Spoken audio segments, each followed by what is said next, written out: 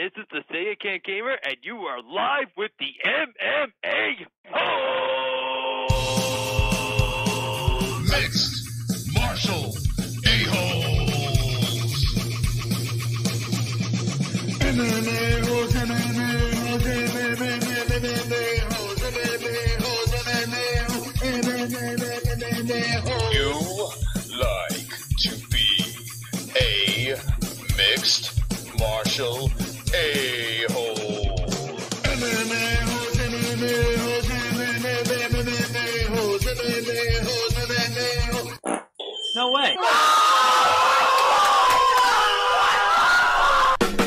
From the Queen Studios of New York, Aljamain Sterling, the Funk Master, number 3 Bantamweight. Well, he's here. He's live. He's with the MMAHOLES.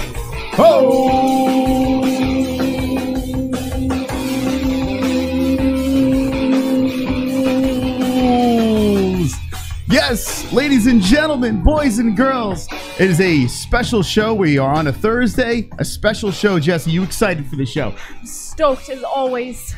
Look at this face. This is a stoked face right here. Listen, we're goddamn celebrities. So why not have the biggest goddamn celebrity of all time on this show? Jesse, right? Right. All right, here we go. The Funk Master is here. He's in the building. Aljamain Sterling live with the MMAHOLES. How are you, Aljamain?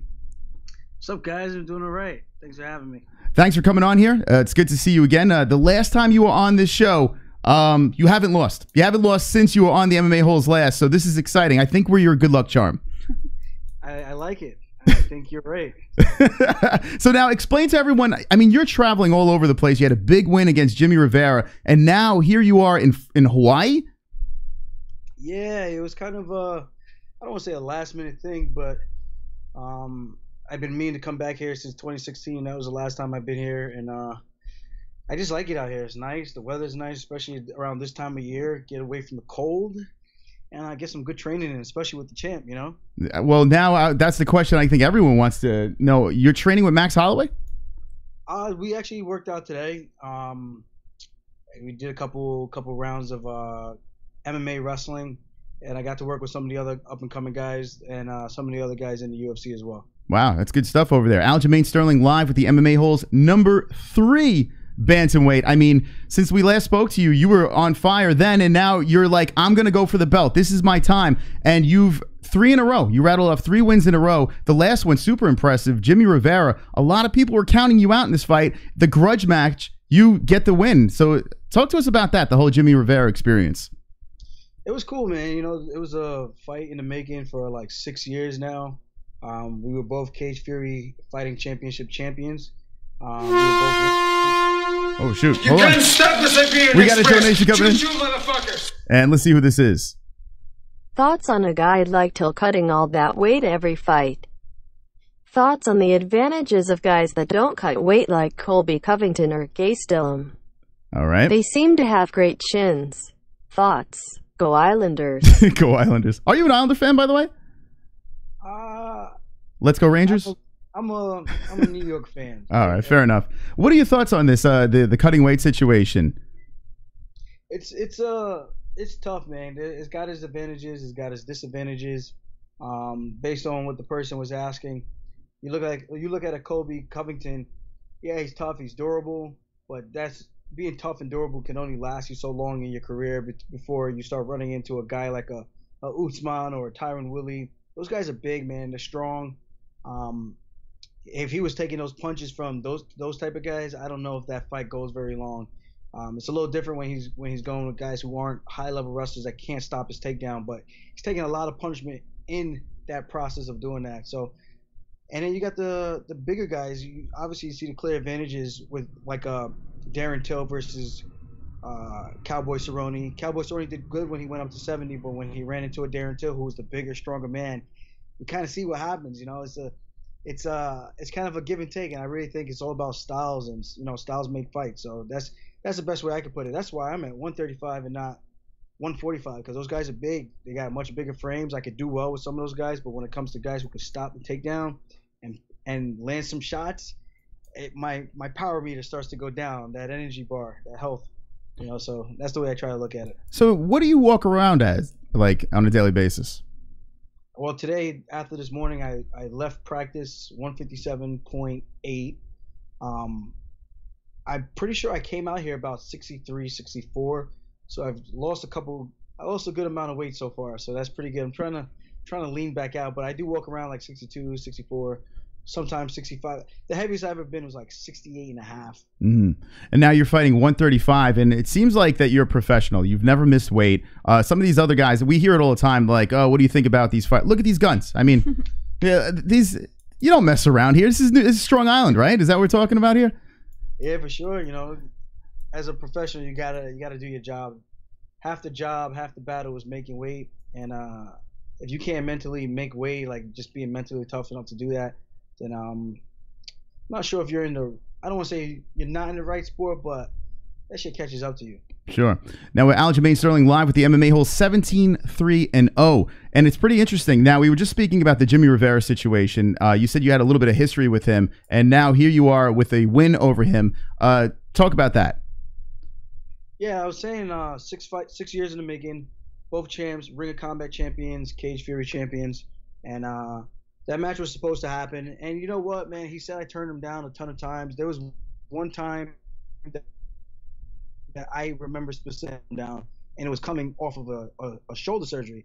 I was ranked 1 in the region, in the world actually, as a prospect. He was ranked 2, and he had a shot on the Ultimate Fighter House. He blew it, and he was trying to take the fight with me to kind of take his chance, roll the dice, and see if he could one-up me and get into the UFC. But I didn't give him that opportunity, and he started making fun of me and my striking. And you know what? I told him, like, even before the fight, I said the best time to fight me would have been a couple of years ago when I called you out after I lost to Caraway, and you didn't take that opportunity. You were on the uphill swing, and I was on the downhill down. I don't want to say. Super chat. We got a super chat coming in. Hold that thought. Prospector Rob. What style are you lacking in that you would like to get better at? That's actually a good question over there. What style are you lacking in that you'd like to get better at? You know what, man? I watched that fight with Rivera again, and something started to bother me. Even though the way I remember being in the fight, it was a great fight. I thought I performed to the best of my abilities. But then I rewatched that third round, and I'm like, damn, I feel like I could have done a little bit more to really put the exclamation point on that matchup and get the finish. And I think I don't want to say I took my foot off the gas, because in the moment I didn't feel like I did. I felt like I was doing everything I could to still piece him up or whatever I could do. And there were some key moments in there. I'm like, man, if I just sat down a little bit more on some of these punches or these head kicks or the body kicks, I think I could have really ended the fight.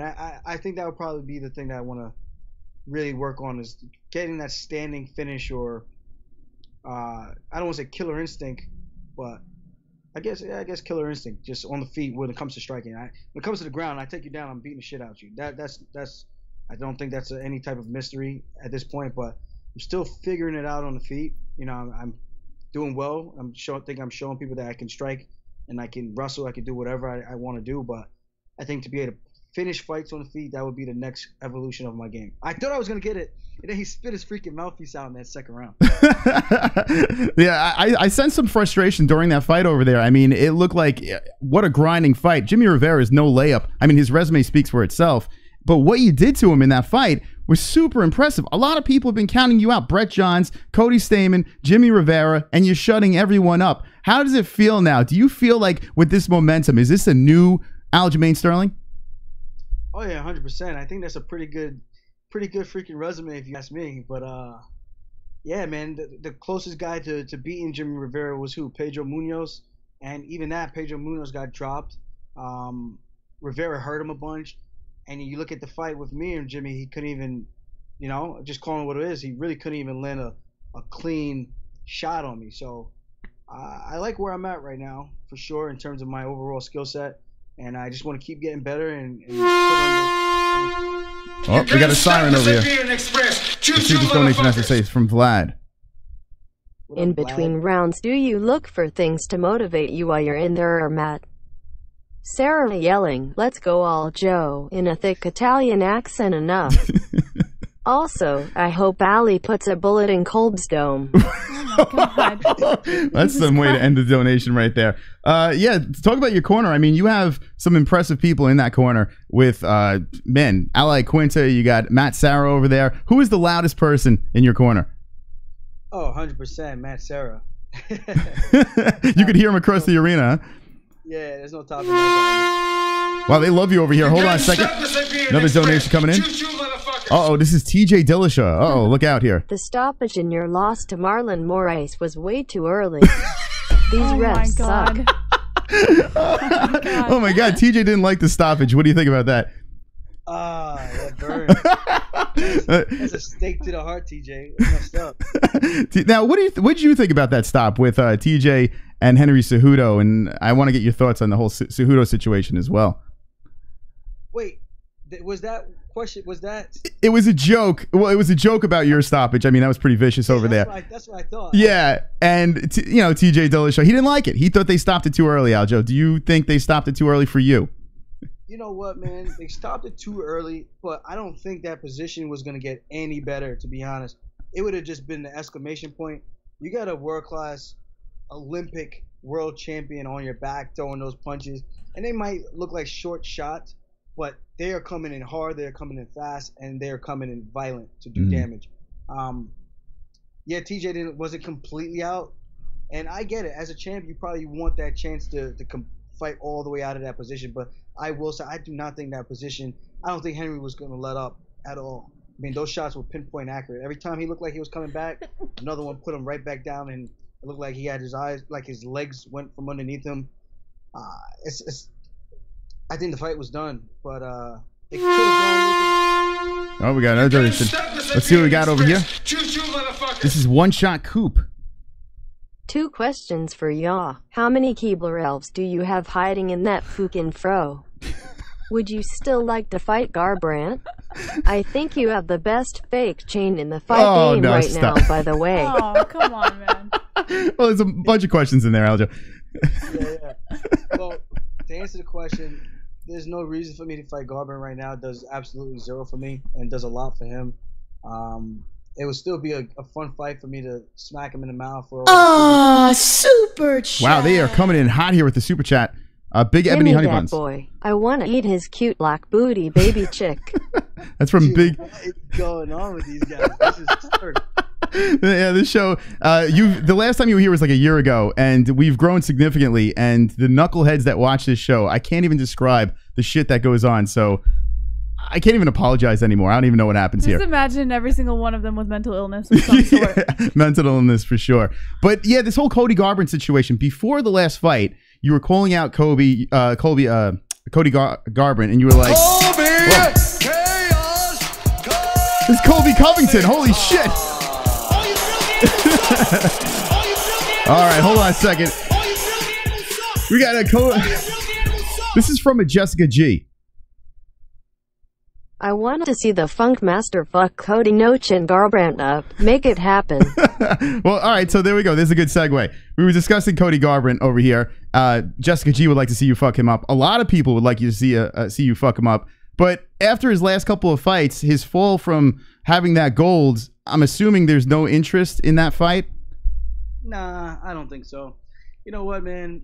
I don't think he's done in terms of his career, but I do think he tends to rely on his natural instinct, which is to just stand and brawl. And I kind of said it from the jump. I don't want to sound like hindsight's 2020, but I don't want to be like that guy who sounds like saying, "Oh, I knew it." But I did say this from before he even fought Dominic Cruz. And then when he fought Dominic Cruz, I was like, dude, his eyes roll back in the back of his head when he just gets touched. Mm-hmm. And sure enough, TJ showed me that I was right. And then Pedro Munoz was the third to do it. Well, not even the third, the second guy to do it for a third time. So, yeah, man, that fight it doesn't do anything for me right now. I'm looking for gold. If I end up fighting him on his way back up, then it is what it is. I told him he would get his. After I lost to Caraway, he made sure. Someone tweeted to me, and I said, just a super chat. Want to hear about this tweet? We got Big Ebony Honey Bun coming back in with it. Aljo, you ever have a real woman sit on your face? I don't know. That's Big Ebony Honey Bun, man. She's. I think she likes you. I don't know. It's weird. The Twitter thing. Speak to us about this Twitter thing. Yeah, someone tweeted to me about the fight. They said they thought it was either a draw or they had me winning against Caraway. And I didn't think I won the fight, but I didn't think I lost. I thought it was a draw at worst. Yeah, and I said it's a small bump in the road.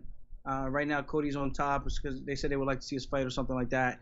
And he chimed in and decided to kick him in when he was down. And I was like, oof. I was like, I can't say anything because I did just lose. It is what it is. Mm-hmm. But I told him, I was like, you will have your day. Eventually, we'll meet and we'll see what happens then.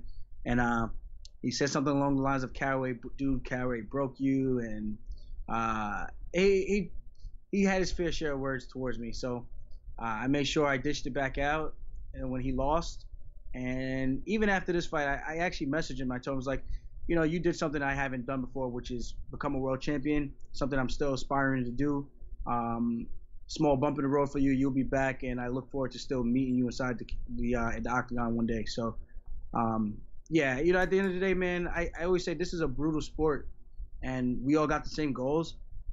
You don't got to be a complete piece of shit to get to fight for the world title, but at the end of the day, I look at this is just a sport. So I'm here to compete against the best, and if I gotta talk a little shit to get the good fights, then I will. But I'm not looking to when someone loses. I think it's just kind of distasteful to, especially like a loss that I had, to kind of shit on people. It's kind of, I don't know, it's a little fucked up, and karma's a bitch in this sport. Yeah, absolutely. Aljamain Sterling live with the MMA-Holes, and I gotta say, class, a lot of class. You've done it with class on the way up, and as you win, it seems like this confidence, this air of confidence, this unbeatable persona that you have. It's pretty fascinating to watch. I would have loved to seen the Cody Garbrandt fight with you, but now it's lost all its mystique, and we have two guys on top of you, Asuncao and Moraes, and I got to say this, one of them is going to go down, right? Which one would you like, or would you like to skip the line and go for this belt? Where do you think you stand within the bantamweight division?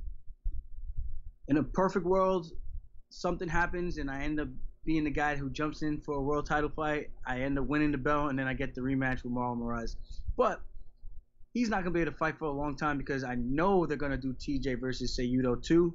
And Marlon's probably not going to want to wait until the end of the year to fight again. So he wants to stay busy. He's got a guy who's willing to oblige. And like you said about the super chat. Hold on, we got your girlfriend coming back in here. Honey bun. I'll make that little black eggplant feel like a volcano, big boy. yeah. Does this happen on Ariel's show or no? No, it doesn't. Yeah, he should add this to his show. It'd be great. Let's disregard that. Back to the situation over here. I mean, it does look like that TJ Dillashaw is going to be fighting Cejudo, a rematch over there. What do you think about Cejudo jumping over, you know, kind of leaving 125 hanging there and then jumping over to the bantamweight and kind of holding everyone back over there? Do you think it's the right move, or are you upset about this? I don't know if I'm upset, but it does suck for the flyweights. Flyweights need a home, and yeah, it's an unfortunate situation for those guys. If Cejudo wins again, then I would like to think that flyweights probably gonna be done. So I don't know. It's a weird thing. They have worthy contenders at the weight. They got a guy who already beat Cejudo in Joey Benavidez. And right now, 35, I feel like we have worthy contenders, and now we're logjam because of all this super fight crap. And it's not even a super fight. Like, how can it be a super fight if you never defended the belt? You have to defend the belt against a guy who defended his belt also a few times, and then you could cross. Then it makes sense because now it's a super fight. It has merit. These super fights that these guys been making have zero merit. It's just might as well just make it a fight and do like polls and see what fight matchups that fans want to see. CBD. Oh shit! Hold on, CBD coming in. CBD. Donation. Hold that thought. CBD. Scared the shit out of me that one. CBD. This is from Standing 69 with the Nate Diaz donation coming in. You want to dance for Aljo? CBD. It helps with healing process and inflammation and stuff like that. So all right, let's see what he's got to say over here. Before or after fight training and make your life a better place. Would you be interested in fighting Dom Cruz if or when he returns? All right, so this is an interesting question. That's a really good question. You've brought up Dominic Cruz in the past. How about now in this situation? Would you be interested in Dominic Cruz? Oh yeah, for sure, 100%. I want to fight all the guys that these guys are saying are the best guys in the world, and I want to take them out because I take them out. That makes me one of the best guys in the world, you know. So it's been a little weird because all the guys I typically have beaten in the past, they usually lose their next fight or end up eventually getting cut, which kind of sucks. So I got to try to spin it, make it a glass half full. Like after they fight me, I ruined them. That's the way I've been trying to peg this. Not like they suck. They fought me and then something happened and they just never been able to bounce back. That's the way I try to make it somewhat positive in my head. But yeah, I would love to fight the guy. I called him out. He was actually kind of a little bit of a. It was trying to be a little bit of a wise ass at my last fight during because sometimes we have to go in there. We got to talk to the broadcast team, and I spoke to him and John Anik, and felt like he was trying to get under my skin in a weird way, which it was trying to be like passive aggressive. But his jokes, one, they weren't even funny, and two, it wasn't because I want to fight the guy. It was just like they really weren't even funny. They were like this dry sense of humor. I was like, dude, that was actually really a terrible joke, and it doesn't change the fact that I still want to punch you in the face at some point before you hang it up. So I don't know. It was kind of weird. And then there was a point in the conversation where he goes, "Forget about me for a second. We're talking about you, or let's focus on the fight." I was like, dude, I'm not focused on you. You're the one who keeps making this about. You're making this about you. I'm talking about Jimmie Rivera and my matchup that's coming up in 2 days. So you might have your skirt up in a bunch or something because you feel slighted or offended that I called you out. And I told him straight to his face, said, "You're one of the best guys in the world, right? You're a former world champion, right? So why wouldn't I want to fight you?" Yeah. It's like, this has nothing to do about personal or whatever. It was like, you're one of the best guys, and I want to fight you. It's as simple as that. It doesn't get any deeper than that. But I think Al and Marab were able to sense the tension a little bit, but I think I handled it perfectly and just kind of, I don't want to say put him in his place, but definitely shut him down. Like, dude, like I said, eventually I would like to fight you, so it is what it is. That'd be some fight. Dominic Cruz versus Aljamain Sterling. Where can I sign up for that? That'd be fantastic. I met Dominic Cruz coming out. We took pisses next to each other. It was a great experience. And we took a picture. It was very nice of him. But I sensed something about him that was a little smug. I mean, listen, the guy is arguably the greatest bantamweight of all time, you know? So I get it, but got a donation coming in. This is from John Gotti. Oh, watch out. Colby beats Usman, finishes Woodley, then submits Ponzi. Is Colby the GOAT? Colby has second best wrestling credentials in that division. Here we go. D1 fifth-ranked All-American, two-time Pac-10 champion. Usman was 82 bum. Only Askren has better wrestling chops. All right. So this, let me a quick backstory. This fan of ours, he's a huge Colby Covington fan, a huge knucklehead. Colby Covington, what are your thoughts on him? I mean, we think over here Usman he's the real deal. Before the Woodley fight over here, we were screaming, how are people betting against Usman? The guy's an absolute beast. Now this knucklehead's coming in there saying that Colby Covington's going to beat him. What are your thoughts on that situation? You know what, man? Covington definitely grew on me, kind of like a rash. But I'm starting to like his heel play, you know, especially the trolling he did of Dana White. You know, he does what he has to do to stay in the public eye and to get the fights he wants. And he's the reason why he's in the position that he's in now. He's definitely someone you can't overlook. But I do think there is certain levels to the game. And like I was talking about earlier in terms of the size difference, you look at Usman and you look at Colby Covington. Covington is a small welterweight. I'm not saying he can't fight with some of those guys. He can't hang with them. He has a big frame, but he's small in terms of like the body weight, the mass that he carries. Usman's just, I think, going to be too strong for him. And I think Askren's wrestling pedigree is going to be a little too much for him because it's not like Colby has the best striking in the world. And I do like Colby. He's a good fighter. Yeah, Colby. Like I said, he grew on me, but. Well, he's doing the right thing, right? In this era right now. I mean, and this is interesting, too. The UFC, it seems a lot of fans are complaining about everything. The Fertittas are gone, and now everyone's like, oh, my God, it's a circus. It's all about money fights and donations. Hold on a second. This is One Shot Coop donating. By the time Cody gets to you, he'll be cross-eyed and fighting with a helmet. Do you see yourself moving up to 145 pounds? That's a good question. There's only a handful of legit contenders there and no black fighters. Go up and fuck shit up. All right. What are your thoughts about going up to 145? Perhaps you get the strap over here. I would, man. It's definitely something I would consider doing in the future, towards the end of my career, when it gets a little bit tougher for me to make the weight. But right now, I think my frame is just, like I said before, I'm just not the tallest guy. I'm 5'7". I do have a good, sizable reach at this weight class, but when it comes to those guys at 45, they're different beasts, man. You look at the Max Holloways, you look at the Zabits. Those guys are all 5'11" or 6 feet tall. Zabits, I think he's 6'1". They're massive, man. I got this small peanut head, you know. It's not gonna, I don't know how well that's gonna do at 45 fighting like a Jeremy Stevens, you know. Those guys are big boys. So, I mean, if I could put the muscle on, I think I could definitely hang and beat some of those guys. But if I'm gonna do it, I want to do it not just to say I fought at 45. I want to be able to compete and actually be in the top 10, top 5 title conversation picture, not just to go up there just say, hey, I fought at 45 also. There we go. Aljamain Sterling live with the MMA-Holes. We're going to ask a couple of questions from the chat, and then we're going to let you go. I know you got a lot of things going on right now, so we're going to hand it over to Jessie. She's got some comments from the chat. Let's see what kind of interesting things they are saying right now. Are you ready for the cringe? Uh-oh. We've lost him. Reconnecting. There's a poor network connection, so we'll try to get him back on. Look at that, Jessie. It's like it was supposed to happen. He knew. He was like, yeah.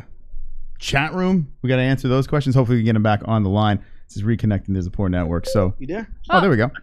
Ta-da! All right. Yeah, I don't know what happened. It just glitched out for a second. Jessie's got a couple of questions from the chat. We know you're a busy man, so we're just going to get to these questions right here, and we're going to send you on your way. Jessie? All right. Brandon wants to know, have you ever tried stealing pizza from Matt Serra? Have I ever tried doing what? Repeat the question. Have you ever tried stealing pizza from Matt Serra? Oh, we're losing him here. Hold on a second. No, I haven't. No pizza stealing. Okay. Okay. How Drugs Avid wants to know, how tall are you going to let your hair get? Oh, we're going full kid and play. All right. Ronald Ross says, who would you rather get in a mud wrestling match with, Kimbo Slice or Butterbean? These are genuine questions. Yeah, I see that. Mud wrestling match? Yeah, with Kimbo Slice or Butterbean. All right. Emma Watson says, do you ever rub Dana's big, beautiful, bald head before a fight for good luck? I mean, if he would let me, I would. He would never let you touch his head? Stockton slap. Greg Arias has a very genuine question. He wants to know, would you ever prefer no gloves? It would be fun, but then with the cage, I don't know if these guys know what it feels like. It's literally like rubbing your bare skin against a fence. It fucking hurts your hands and your knuckles. It's not fun. Okay. Best Ever says, would you be willing to fight Sean O'Malley? Eventually, if he continues to climb the ranks. He's suspended right now for his misuse. Do you think that was an actual misuse? I don't know. These guys, everyone finds an excuse for something. You know what, man? I feel like at this point we're all adults. We're all grown men and women. If you don't know what the hell you're putting in your body, you should probably do the adult thing and ask and find out, and not just play complete negligence. Because how do I know you don't know that thing was tainted and you took it because you know it has some type of advantage? And you know, it gets weird, man. You say, oh, it was a tainted supplement, and everyone gets a slap on the wrist. No, you should be held accountable. Yeah. All right. Emma Watson says, do you get more nervous before your brother's fights or your own? Oh, I don't know. I damn near pissed myself for both. I see your brother's fighting, coming up on Triton Fights over here. We had him on the show briefly, fighting a Picciano over here. What do you think about the Triton Fights promotion? We've seen you over there a couple of times. You know, those guys used to print some of my T-shirts, but that was in the past. But they're cool guys, I guess. The promotion has been pretty, I think, pretty well ran, at least from what I can. Hold that thought. I want to get that thought on this. Choo-choo, motherfuckers. Your future agent is donating. Throw on a MAGA hat. Grow a pair of microphone balls. Start talking a bit more and you're the second most hated guy in the UFC. Black conservatives are high discriminated against and hated worse than white Trump supporters. All right. It will a great career move. Okay, so there's some advice. You could take. I don't know. I don't know what he's talking about. But anyway, back to Triton Fights over here. If you want to talk some shit about them, we love talking shit. Hold on a second. We got another donation. You can't stop the Siberian Express. Choo-choo, motherfuckers. All right, here's Vlad coming in. What do you think about the legality of letting an animal like Artem fight bare knuckle? Should the owners be prosecuted if Lobov actually kills someone? Also, can't wait until Ali puts a bullet in Colby. We were making this point before. Artem Lobov with no gloves. Someone's going to die in that ring over there. What are your thoughts on this? I mean, it's insane that they're letting this happen. I like it, man. Not that someone might die. I like that he's fighting over there. I think it's a different style, which suits him a lot better. It's gonna be interesting to see how he does. Who's the first guy he's fighting? Oh, Jason Knight. Jason Knight, correct? Yeah. And if he wins that one, I would like to. Wow. You can't stop These people are loving you. Choo-choo, motherfuckers. This is Dapper Dave 527. I was wanted to ask a legit MMA fighter this question regarding DC. DC stated he exposed Stipe with his tendencies.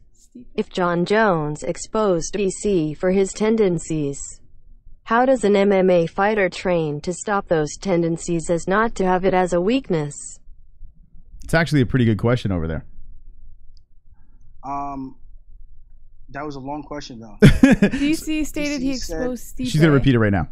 Okay, DC stated he exposed Stipe. Here, let me pull it up for you.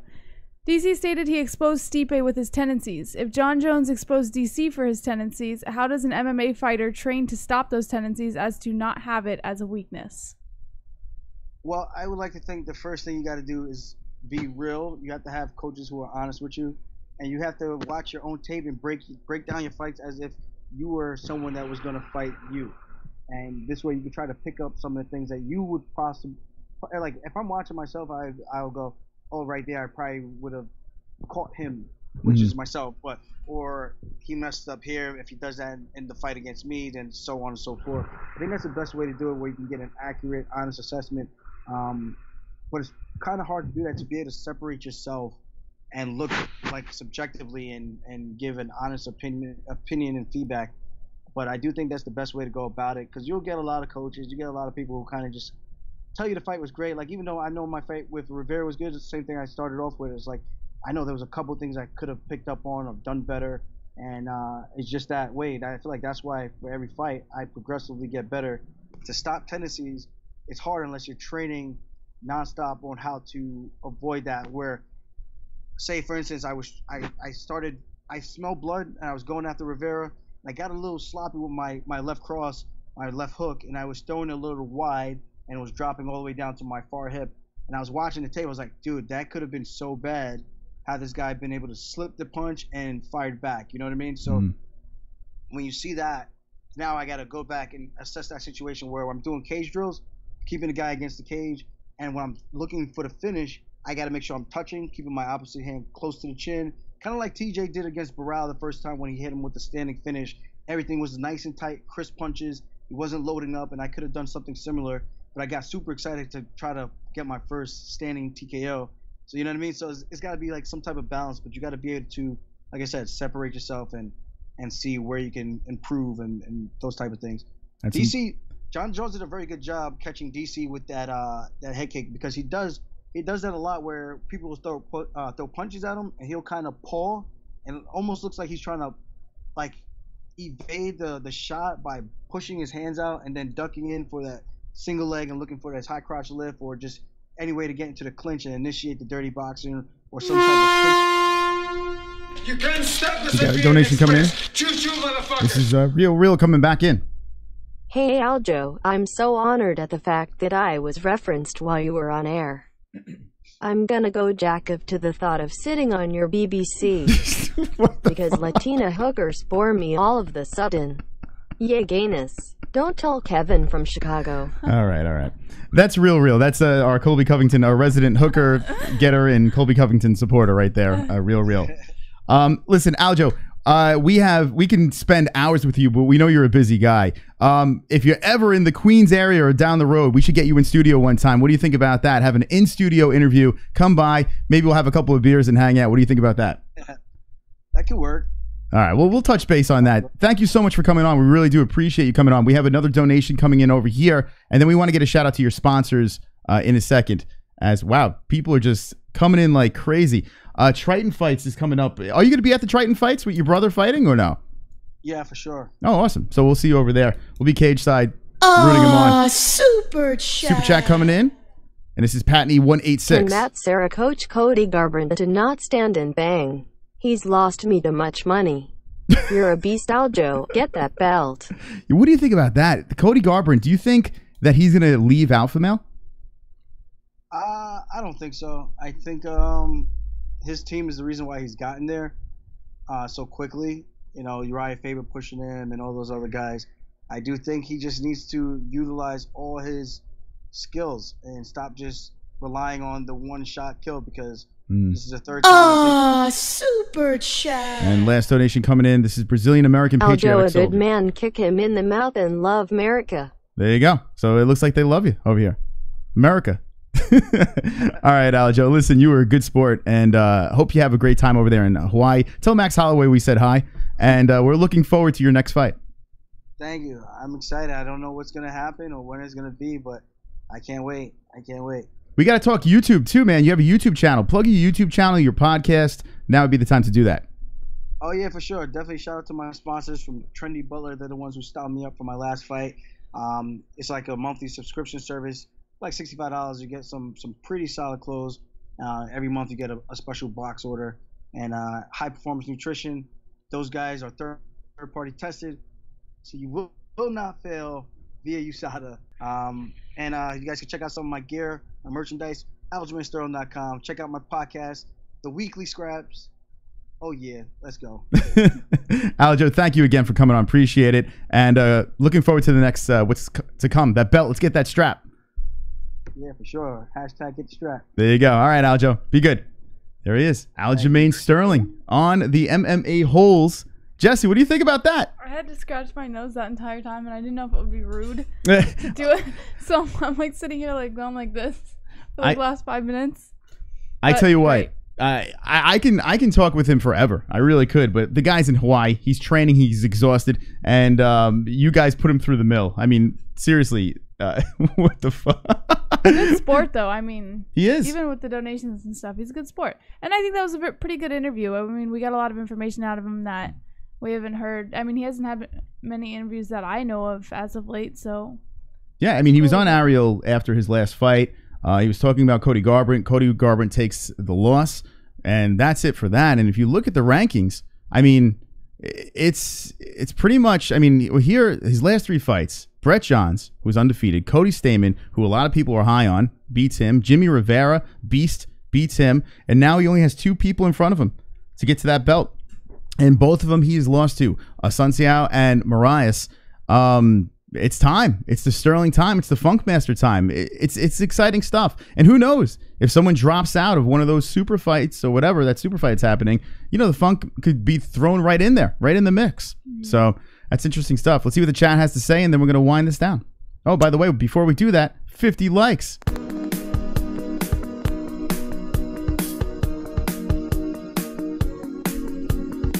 I've got 50 likes. You've got 50 likes. We've got 50 likes. MMA-Holes 50 likes. I've got 50 likes. You've got 50 likes. We've got 50 likes. MMA-Holes 50 likes. I've got 50 likes. You've got 50 likes. We've got 50 likes. MMA-Holes 50 likes. The dislikes can choke on a dick. All right. Only 3 people choking on dicks. Thanks for the likes. Appreciate it. Let's see what the chat has to say.